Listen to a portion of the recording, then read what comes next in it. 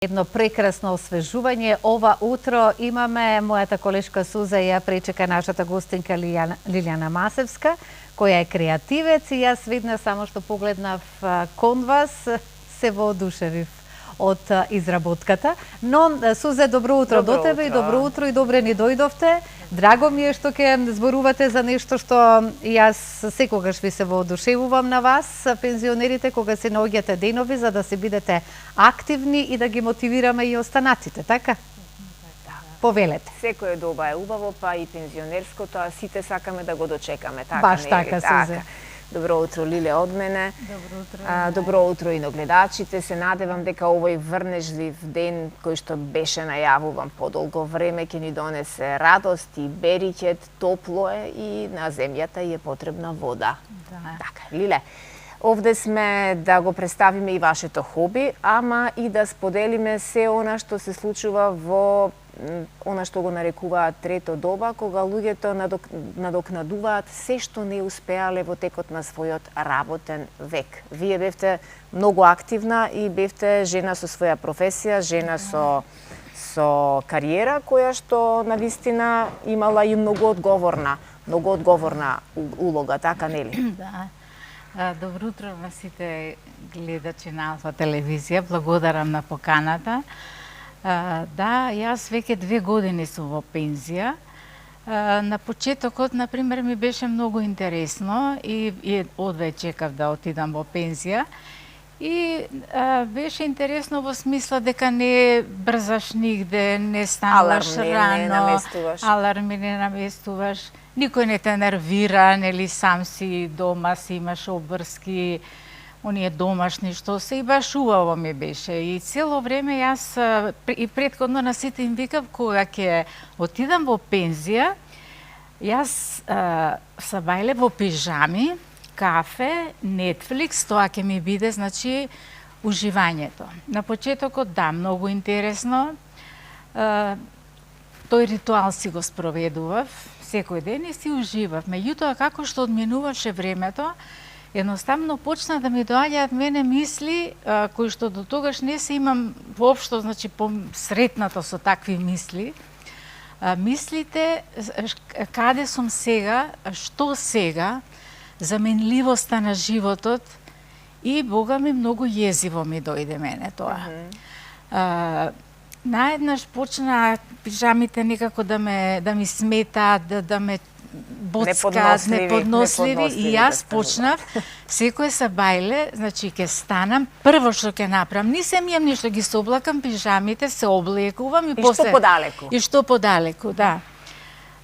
Сега, но мојата најдобра другарка си доби прва внука. Сестра ми на работа одеше, сопругот на работа, и се некако против мене одеше, против мене, во смисла дека нели немам со кого да се дружам.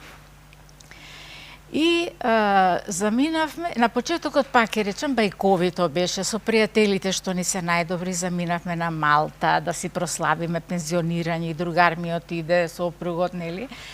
И супер, се беше, значи, убаво. Меѓутоа, не знам, како што одминуваше времето, мене ми беше многу емотивно, значи некако тој период почнав да го доживувам. И тешки станува тие денови, нели? Бавно поминуваат. Бавно поминуваат, меѓутоа остануваш сам со мислите и што сега... Како ќе го искористам денот? Како ќе го искористам и на каде одам сега јас? Ке почне главата нешто да те боли, да не добијам и секакви мисли почнуваат да се плеткаат во главата. Дефинитивно. И сега мора нешто, сватив дека мора нешто да се работи. И сега прва работа со сопругот заминавме на море и каде што има многу камчиња. Некои се бунеа дека има многу камчиња, меѓутоа јас всушност да напоменам дека јас можеби 10 години уназад јас сум си собирала камчиња. Од нигде никаде. А зошто појма немам, сум ги собирала. Тоа повикот од морето е тоа. Ние тие камчиња ги имаме и во фотографии, еве ќе ги споделуваме и ќе ги гледаме заедно со гледачите. Тие обични камчиња кои што ги газиме, понекогаш и не боцкаат на нозете на море, можат да имаат душа и можат да раскажуваат секакви приказни. Ние денеска раскажуваме есенски приказни, ама ќе споделиме, мислам, и нешто од море, нешто од летниот период. Еве, и Фрида, Кало, пакувана која имаме и на нашето масиче. И почна авантурата со камчињата. Ова ми е мене многу познато, бидејќи јас имам една таква пасија и со години наназад ги собирав, ги прибирав, ги разместував, ги бришев прашина од нив и се додека не почнав да ги сликам. А ова е иначе Фридата која што доби награда на конкурсот. Ова е сопругот со кого заедно патувате и со кого сте заедно 50 години, така нели? Да. Браво. Секоја чест на вистина. Да.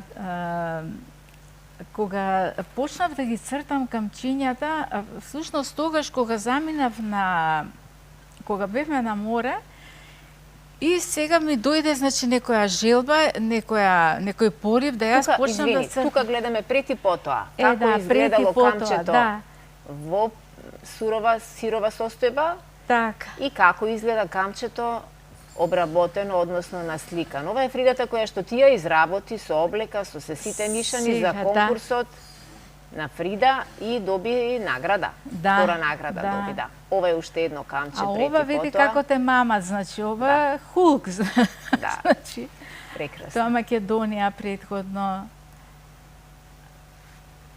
За колку време ги изработувате камчињата? Зависи, некогаш за кратко време, меѓутоа некогаш подолго ми треба за да си го постигнам она што го Ова се внучињата? Да, внучињата. Имам 4 внучиња. Едното недостига на сликата. Едното, да, Лука во Германија. Еве ова, значи, и ова е фасцинантен момент. Да, те мами, значи, камчето да Фрида да нацрташ. Да, прекрасно на вистина.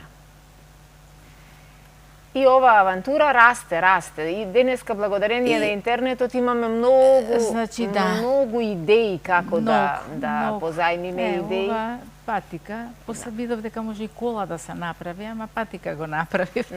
Да.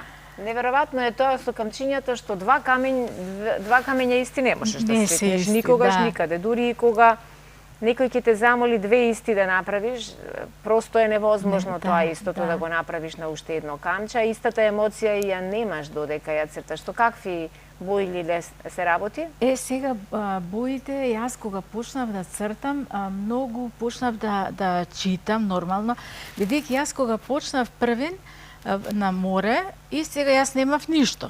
А некако ме мамеа да ги цртам. И купив од некој 1 евро најобични фломастери и почнав да цртам. И една жена од Нови Сад некако ми приде, сопругот нешто музика, тој без музика не може, си слушаше музика, јас си цртам и она ни приде. Вика, ве гледам, а постари беа од нас, вика, ве гледам многу интересен пар, сопругот слуша Deep Purple, вие си цртате, и некако баш ми приде и за камчињата, и се гледаше жената дека има многу познавање. Ми објаснуваше како луѓето ги оставаат камчињата, нели, да израдуваат некого покрај плажата.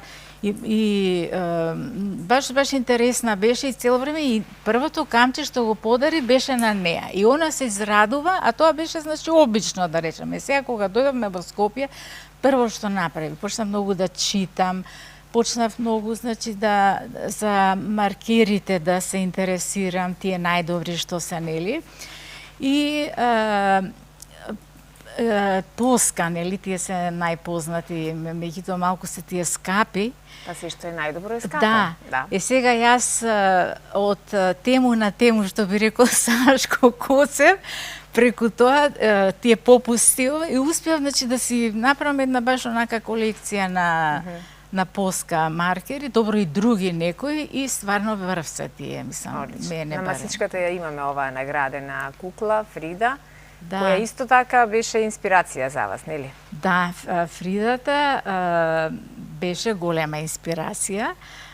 И баш ми е мерак тоа што викате дека во денешно време на вистина Pinterest, нели, да само да отвориш милиони идеи, меѓутоа мене ми беше многу мерак и во поглед на камчињата, дека нешто мое, нели, кога ќе направам, зашто сепак јас самата си викам, така си размислувам, си викам, јас сум креативен репродуктивец. Значи, не само јас, него и сите ние што да видиме нешто, зашто, нели, уметниците секоја чест, нели, сам си создава, сега ние идеи добиваме, меѓутоа јас кога ќе направам нешто мое, кога ќе вметнам и некако само ти доаѓа тоа, нели, да размислува, креативноста сама ти доаѓа некако и тука баш најмногу се радувам. Тоа е неповикано. Креативноста доаѓа неповикана од никаде, а друга работа пак не можеш да ја игнорираш кога таа ќе ти дојде и тогаш човек треба и да го одврзи малку кесето, па да инвестира во материјали, во алатки, во дополнително се. И затоа не треба луѓето да сметаат дека кога некој креативец споделува нешто јавно, дека тој не се фали, туку тој има порив тоа да го сподели, да им го разубави денот на сите луѓе кои што нешто изработуваат или имаат таленти, ама наместо да ги користат, седат во пижами, како што мислевте вие, дека ќе седите во пижами, ќе си седам, ќе си пијам кафе, ќе си разговарам и нема да брзам никаде. Арно, ама денот е долг. Да се седи и да не се прави ништо. Ова што го изработувате со камчињата и не е се. Вие изработувате и други работи, така, нели? Правите и нешто друго, освен што работите со камчиња? Сега јас цвеќиња, да, тука се сукулентите, да, нив ги заборавив на момент. Сукулентите одавна ги сакам и јас немам многу услови во станот. На северна страна ми е за сукуленти, за кактуси, меѓутоа толку се опседнав со нив веќе подолго време. И за дивно чудо знаат и да процветат. Јас кога станувам са бајле, обавезно, значи, од кога ќе се облечам, ќе поминам покрај сите цвеќиња да ги видам. И обавезно нешто ќе вика дека нели убаво е да им зборуваш на цвеќиња. И да им пееш. И да им пееш. И ќе го видам некој, леле бе срценце, и процветало, значи кога ќе процвета, тоа ми е, не знам, среќата е сепак во малите работи, барем јас така мислам. Колкава поддршка имате од сопругот? Јас знам дека вие сте љубители на патувања и многу често исподелувате дел од вашите случувања, доживувања сите овие 50 на години. Кој е клучот за успешен брак, Лилја? Вака сега, ние сме половина век заедно. Од деца сме заедно и некако се створи некоја хемија на почетокот уште на врската која што трае до денес.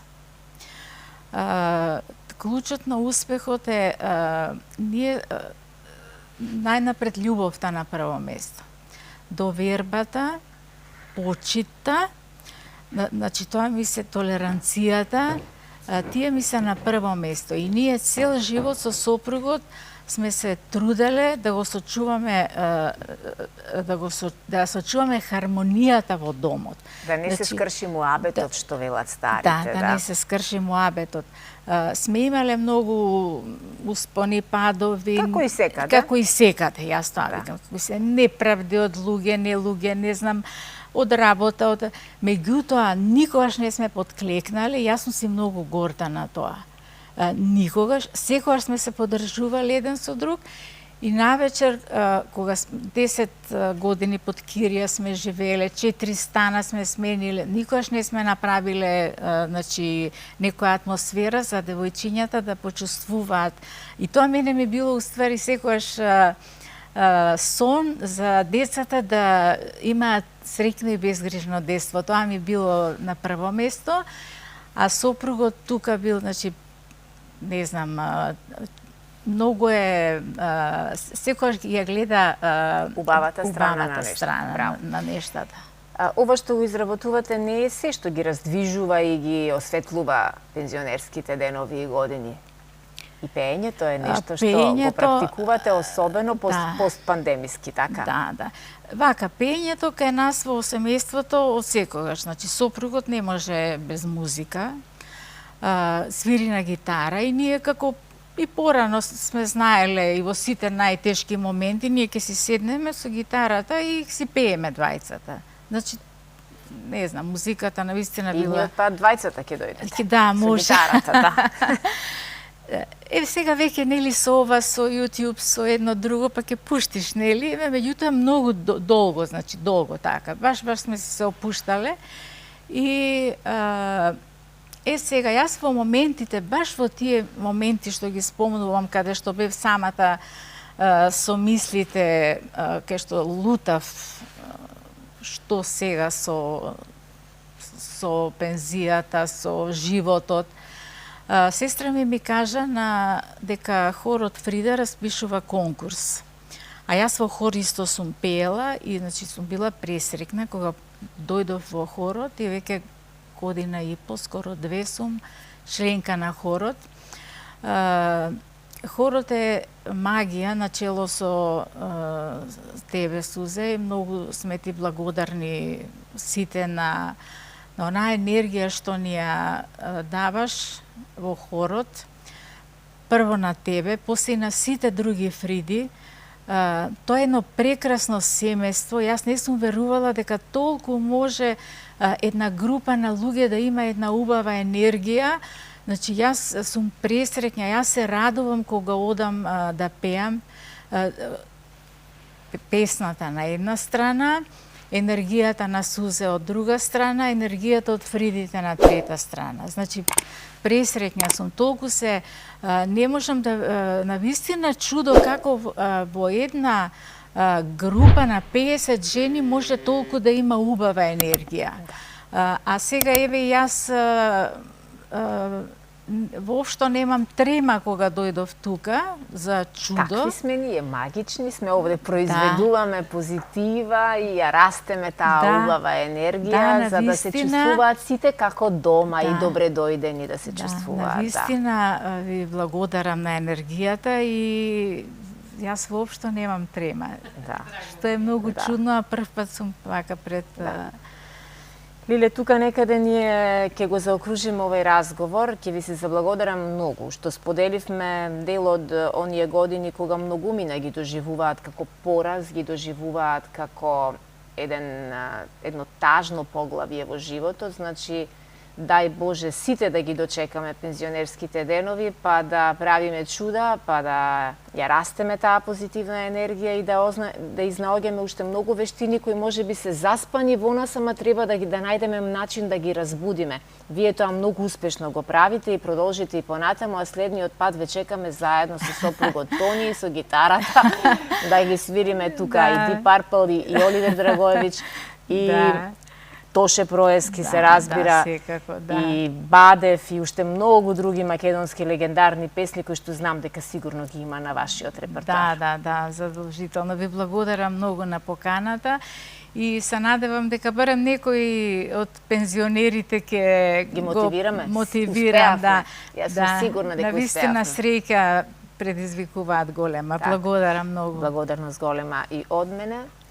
Задоволство беше да ве слушаме во утринските часови. Како што кажав, бевте едно прекрасно освежување и енергиите се привлекуваат лека по лека, како што кажавте еве за хорот Фрида на чело со Сузе. Сузе ја има таа енергија и ве привлекла со исто така и вашите убави енергии. И јас ве замислувам, морам вака да бидам искрена, како баба, како мајка, кога зборувате вака, на начинот на кој што се изразувате тивко полека, можам да замислам како зборувате со вашите внуци, кога им раскажувате нешто. И предпоставувам и сум сигурна дека тие се многу воспитани, што имаат ваква баба, предпоставувам и дедо, за вашите деца тоа веќе сигурно е очигледно. Ви благодарам многу, И да се видиме повторно. Благодарам. Драго ми беше и мене многу.